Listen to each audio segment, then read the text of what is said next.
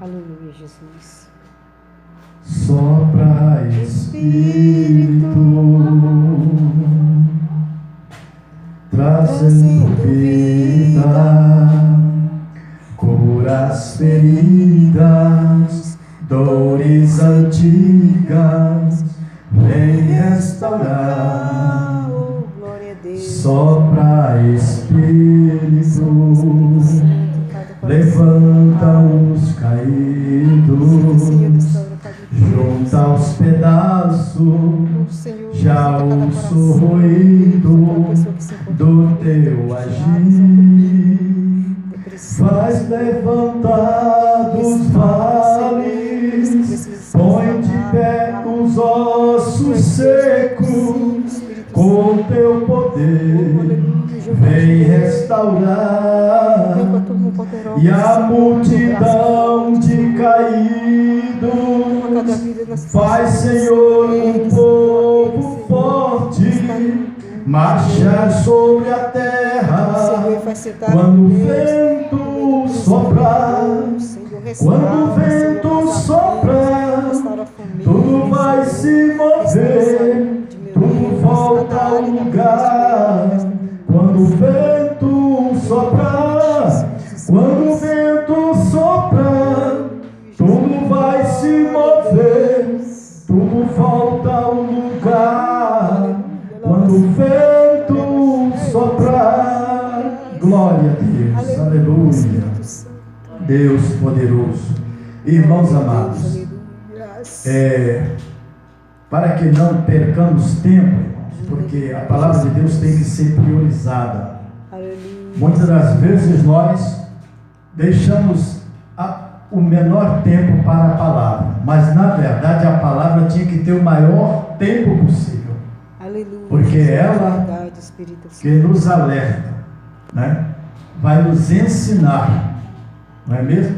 A palavra é o Espírito de Deus manifesto em nosso meio. Amém. Você não consegue ver o Espírito de Deus, você não consegue tocar nele, mas ele consegue tocar em você. Ele consegue aconselhar você através dessa palavra e através de outras inspirações, através de visões, através de sonhos, sabe? Há momentos que ele fala com a gente, irmãos.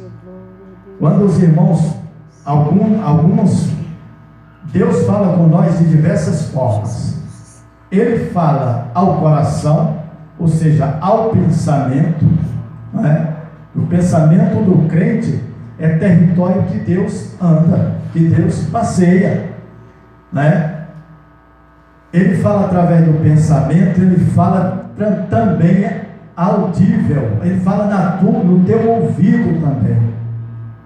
Deus pode tudo, irmão, né? Graças a Deus. Então, estejamos atentos. A palavra a qual nós vamos hoje ministrar esse sermão, essa reflexão, ela se encontra em Marcos capítulo 13, né? É sobre algo que eu falei no culto passado, de quarta-feira. Como alguns irmãos não estavam aqui, outros sim, alguns hão de se lembrar, que eu falei, mencionei durante a pregação, né?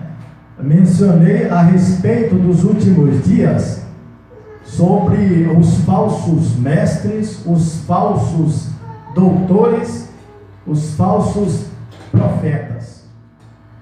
Por quê? Porque o Senhor se preocupou com isso também, né? Ele salva, ele perdoa, ele batiza com seu Espírito, né? Ele cura, ele liberta a pessoa, como está escrito lá em João capítulo 8, verso 32, conhecereis a verdade vos libertará. Lá no 8,36 diz: se o Filho vos libertar, verdadeiramente sereis livres. Assim como no capítulo 10 também diz que as ovelhas conhecem a voz do seu pastor, e o seu pastor dá a vida pelas ovelhas. Jesus Cristo fez isso por nós. A morte não teve poder sobre ele. A morte tragou a vida dele ali, na cruz do Calvário para cumprir a Escritura. Fez como faz conosco, com os nossos irmãos. Mas a morte não triunfou sobre ele, porque ao terceiro dia ele ressuscitou. Glória a Deus. E agora ele que recebeu ali o abraço da morte, que precisava cumprir a Escritura e nos libertar daquele jugo que tinha, daquela dívida terrível, né? Que é a dívida da maldição do pecado, da morte, ou seja, sem ter direito a chegar ao céu. Ninguém poderia se aproximar de Deus. O diabo e seus demônios já haviam sido expulsos do céu, como nós conhecemos a palavra, né? Pois bem, o homem havia caído, a sua natureza, jamais ele poderia chegar até Deus.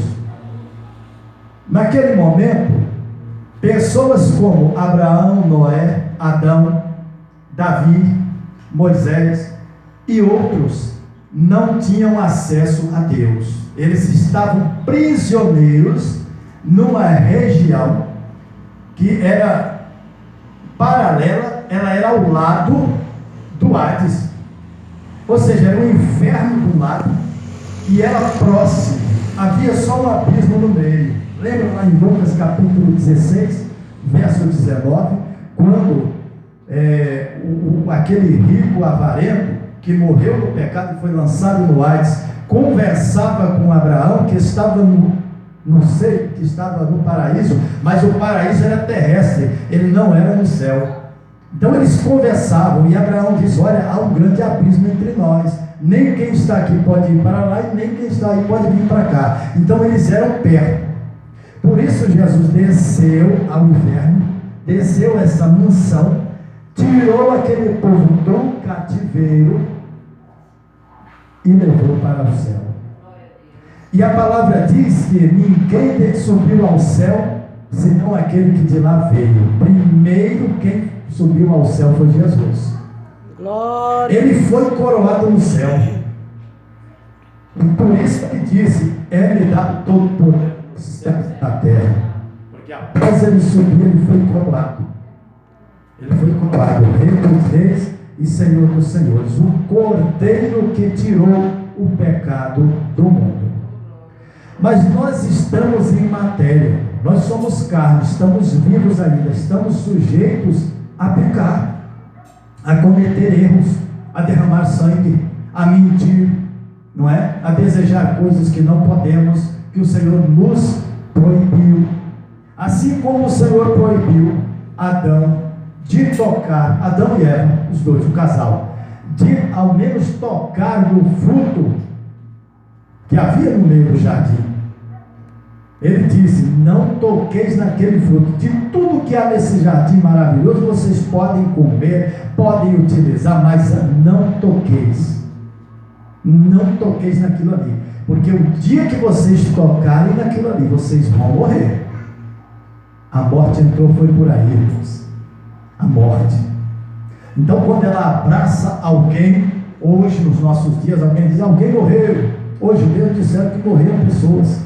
No mundo aí afora está morrendo pessoas assassinadas, levando tiro, levando bombas, sendo degoladas, queimadas vivas.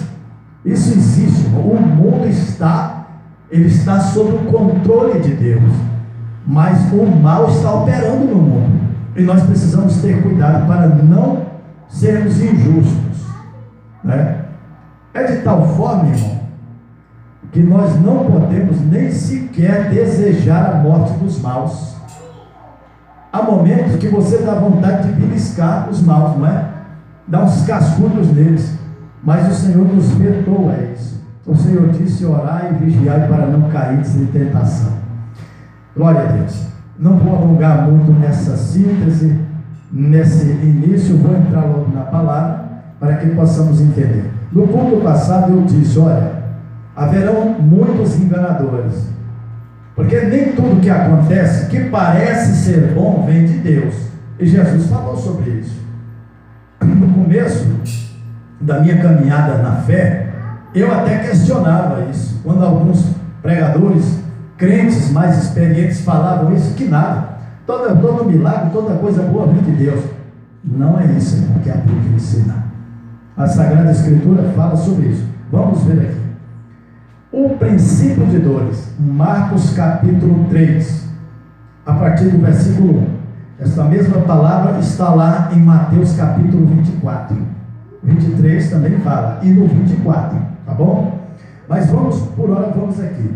Ele diz assim, ó, no Monte das Oliveiras, esse monte está lá em Israel.